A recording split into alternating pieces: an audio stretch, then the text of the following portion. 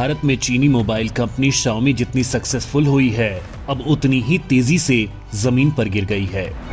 कभी भारत में हर किसी की पसंद बनने वाला Xiaomi की मुश्किलें इतनी बढ़ गई हैं कि वो अपना बोरिया बिस्तर समेटकर पाकिस्तान जाने की तैयारी कर रही है।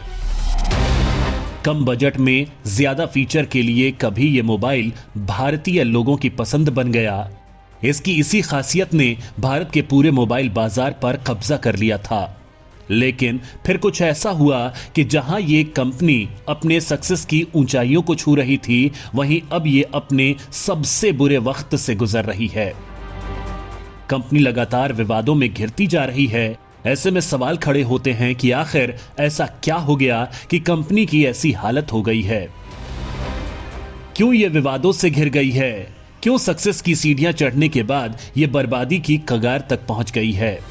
इन सभी सवालों के जवाब हम आपको इस वीडियो में देंगे, तो आप हमारे साथ अंत तक बने रहिए।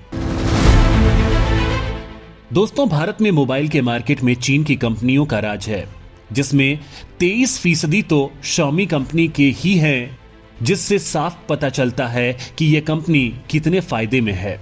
लेकिन फिर वक्त पलटा और कंपनी के बुरे दिन शुरू हो गए। यह सब कैसे हुआ, इसके बारे में हम आपको बताएंगे, लेकिन इससे पहले थोड़ा इस कंपनी की शुरुआत के बारे में जान लीजिए। दोस्तों, Xiaomi कंपनी की शुरुआत साल 2010 में हुई थी। तब इसने चीन में बहुत पैसा और कामयाबी हासिल की।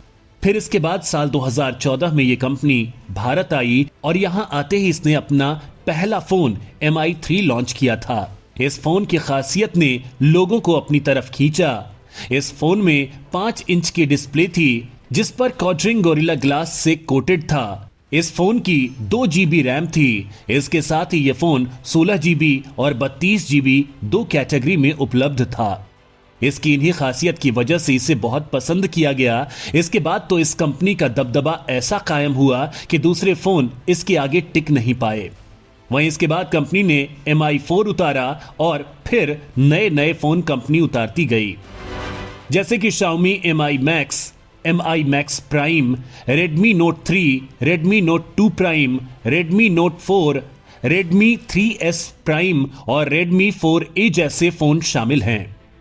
इसके बाद Xiaomi ने दूसरी एसेसरीज और होम डिवाइस भी मार्केट में उतारे। ये प्रोडक्ट भी सफल रहे। इसके बाद साल 2015 में Xiaomi ने केंद्र सरकार के महत्वाकांक्षी मिशन मेड इन इंडिया के तहत अपना पहला स्मार्टफोन Xiaomi Redmi 2 Prime को लॉन्च किया। ये बहुत ही कम बजट का फोन था, जिसकी कीमत 6,999 रुपए थी। इस फोन को ताइवान की कंपनी फॉक्सकॉन के साथ मिलकर आंध्र प्रदेश के श्री सिटी में Xiaomi के प्लांट में तैयार किया गया था। इस प्लांट में फोन के असेंबलिंग की जाती है। यहां फोन के सारे पार्ट्स बाहर से मंगवाए जाते हैं और यहां असेंबल किया जाता है। जब यह कंपनी आई तब Xiaomi ने ऑनलाइन ही फोन उपलब्ध कराए थे। वहीं इस कंपनी को Redmi Note 3 में ज्यादा कामयाबी मिली थी। यह साल 2015 में लॉन्च किया गया था। इसकी कामयाबी का अंदाजा इसी बात से लगाया जा सकता है, लॉन्च के कुछ समय बाद ही इसकी 17 लाख यूनिट बिक गई थी। वहीं कंपनी ने यह भी घोषणा की थी कि सितंबर साल 2016 में इसकी 23 लाख यूनिट बिकी थी। कंपनी के मुताबिक यह भारत में सबसे ज्यादा बिकने वाला फोन है। इसके बाद कंपनी ने बहुत से फोन लॉन्च किए। वहीं पहले जहां कंपनी ने ऑनलाइन फोन बेचना शुरू किया था, फिर उसके बाद कंपनी ने ऑफलाइन भी अपनी पकड़ बना ली। इस कंपनी की खासियत रही है कि वो ये बहुत ही कम पैसे में अच्छे से अच्छे फीचर उपलब्ध कराती है, जिसके कारण यहां के लोगों के बीच ये काफी पसंद की जाती है। अगर यहां यह कहा जाए कि Xiaomi ने भारतीय कंपनी को मोबाइल के बाजार में पटखनी दी है, तो यह गलत नहीं होगा। एक तरफ जहां इस कंपनी ने भारत के मार्केट में अपनी पकड़ मजबूत बनाई, वहीं इसे काफी मुश्किलों का भी सामना करना पड़ा है। कंपनी को काफी सारे विवादों का भी सामना करना पड़ा है। इतना ही नहीं, भारत के लोगों ने इसे बाइकआउट करने की भी मांग की है। दरअसल अक्टूबर साल 2020 में Xiaomi के वेदर ऐप से अरुणाचल प्रदेश का नाम ही गायब हो गया था। तब लोगों ने इसका विरोध किया था और बाइकआउट करने की मांग की थी। वहीं गलवान हिंसा के बाद भी Xiaomi का बाइकआउट ट्रेंड हुआ था। इतना ही नहीं, इसके बाद कंपनी पर टैक्स चोरी का इल्जाम भी लगा। वहीं प्रवर्तन निदेशालय यानी ईडी ने फीमा के तहत messrs Xiaomi technology India private limited के 5,551.27 करोड़ रुपए जब्त कर लिए। ये पैसा कंपनी के अलग अलग अकाउंट में जमा थे, जिस फीमा के तहत जब्त किया गया। दोस्तों, आपको बता दें कि फीमा एक्ट यानी फॉरेन एक्सचेंज मैनेजमेंट एक्ट होता है, जो फॉरेन करेंसी के भुगतान को आसान बनाता है। भारत में होने वाले विदेशी व्यापार में फीमा का काफी बड़ा रोल होता है। इसी कानून के तहत शाओमी पर ईडी ने ये कार्रवाई की थी। दरअसल ईडी ने फरवरी साल 2022 में कंपनी की ओर से किए गए अवैध लेन देन के संबंध में जांच शुरू की थी। ईडी अधिकारियों की माने तो कंपनी ने साल 2014 में भारत में काम शुरू किया। इसके बाद जब कंपनी सफल होती गई तो साल 2015 से पैसा भेजना शुरू कर दिया। मामले के मुताबिक कंपनी ने 3 विदेशी आधारित संस्थाओं को 5,551 करोड़ रुपए के बराबर विदेशी करेंसी इन्वेस्ट की, जिसमें रॉयल्टी की आड़ में एक शाओमी समूह इकाई शामिल है। रॉयल्टी के नाम पर इतनी बड़ी रकम कंपनी के चीनी समूह की संस्थाओं के आदेश पर भेजी गई थी। वहीं अन्य 2 यूएस आधारित असंबंधित संस्थाओं को करोड़ों रुपए की राशि भी शाओमी समूह की संस्थाओं के अंतिम लाभ के लिए थी।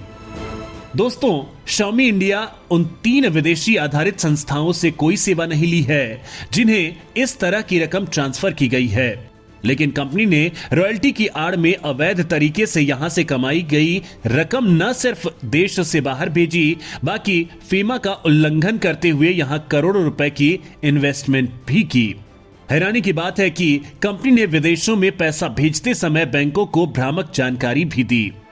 लेकिन दोस्तों, यहां और ज्यादा चौंकाने वाली बात यह है कि शाओमी चीन की कंपनी थी और अगर वो चीन को पैसा भेजती है तो उसके बारे में तो फिर समझा जा सकता है, लेकिन यूएस बेस्ड कंपनी को पैसा क्यों भेजा गया, ये बात समझ के परे है। वहीं जब कंपनी से सवाल किया गया कि इन कंपनी को पैसा क्यों भेजा, तो कंपनी ने जवाब दिया कि कंपनी यूएस की कंपनी से टेक्नोलॉजी बेस्ड एडवाइस ली थी। वहीं रिसर्च एंड डेवलपमेंट और बिजनेस एडवाइस भी ली थी, यानी कंपनी ने सलाह लेन देन के बदले रॉयल्टी के रूप में अमाउंट दिया था। दोस्तों, वैसे तो बिजनेस में ऐसा होता भी है, यानी कि अगर आप किसी से किसी तरह का आइडिया देते हैं या उस आइडिया के एवज में भुगतान करना होता है, जिसे रॉयल्टी कहा जाता है। शाओमी ने पिछले कुछ सालों में अमेरिकी कंपनी को 5,500 करोड़ की रॉयल्टी पे की है। वहीं ईडी का मानना था कि शाओमी ने खुद को घाटे में दिखाने के लिए अमेरिकी कंपनी को दी गई ये रकम रॉयल्टी के रूप में दिखाई है, ताकि वो भारत में टैक्स देने से बच सके। इसके लिए इन्फोर्समेंट डायरेक्टरेट ट्रेड ने एक लीगल नोटिस भी भेजा। उस वक्त भी सीबीडीटी यानी कि central board of direct tax ने भी ये बात कही थी कि रॉयल्टी के नाम पर शाओमी प्रॉफिट का सारा पैसा बाहर की कंपनी को भेज रही है। जब इस नोटिस का कोई जवाब नहीं आया तो इंफॉर्मेशन डायरेक्टरेट ने कंपनी के संपत्ति को अप्रैल 2022 को फ्रीज कर लिया। यह कार्रवाई फीमा एक्ट के तहत की गई थी। इस कार्रवाई के दौरान कंपनी के 5,551 करोड़ रुपए जब्त किए गए। इस कार्रवाई की वजह थी कंपनी के अवैध लेन देन को बताया था, यानी कि जो आरोप सीबीडीटी ने लगाए थे वही आरोप ईडी ने लगाए थे। लेकिन शाओमी का कहना था कि उसने ये सब अपनी चीन स्थित पेरेंट कंपनी के कहने पर किया था, लेकिन ईडी के सामने ये आया कि यूएस की कंपनियों का इससे कोई लेना देना नहीं था।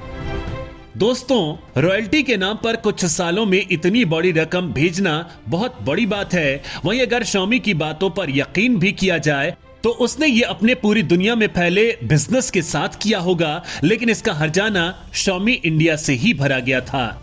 इतना ही नहीं, अपने किए गए काम पर सफाई देते हुए शाओमी ने कहा कि उसने भारत के पूरे रूल्स और रेगुलेशन को माना है। वहीं जो रॉयल्टी और पेमेंट कंपनी ने किए थे वो शाओमी के इंडियन वर्जन प्रोडक्ट्स के इस्तेमाल इन लाइसेंस टेक्नोलॉजी और आईपी एड्रेस के लिए दिए थे, यानी कि कंपनी ने जो सलाह यूएस कंपनी से ली थी वो सिर्फ भारत के लिए ही काम में ली गई थी। इसके लिए कंपनी ने कर्नाटक हाईकोर्ट का दरवाजा भी खटखटाया था और ईडी द्वारा जब्त की गई रकम के खिलाफ चुनौती दी थी। इसके बाद कोर्ट ने फेमा के तहत सक्षम प्राधिकारी यानी कि कॉम्पिटिटर अथॉरिटी से संपर्क करने का आदेश दिया। वहीं बाद में कॉम्पिटिटर अथॉरिटी ने भी माना कि ईडी के सारे आरोप सही हैं और ये रकम फ्रीज ही रहेगी। वहीं इस मामले के बाद यह खबर आने लगी कि कंपनी अपना सारा काम पाकिस्तान में ट्रांसफर कर सकती है, लेकिन कंपनी का कहना है कि ऐसा कुछ नहीं है, वो भारत में ही काम करेंगे। ऐसे में सवाल खड़े होते हैं कि इतनी मुश्किलों के बाद भी क्या कंपनी फिर से अपने पैर जमा पाएगी या फिर ये सिमट जाएगी? आखिर क्या होगा Xiaomi का भविष्य? हमें कमेंट बॉक्स में जरूर बताएं।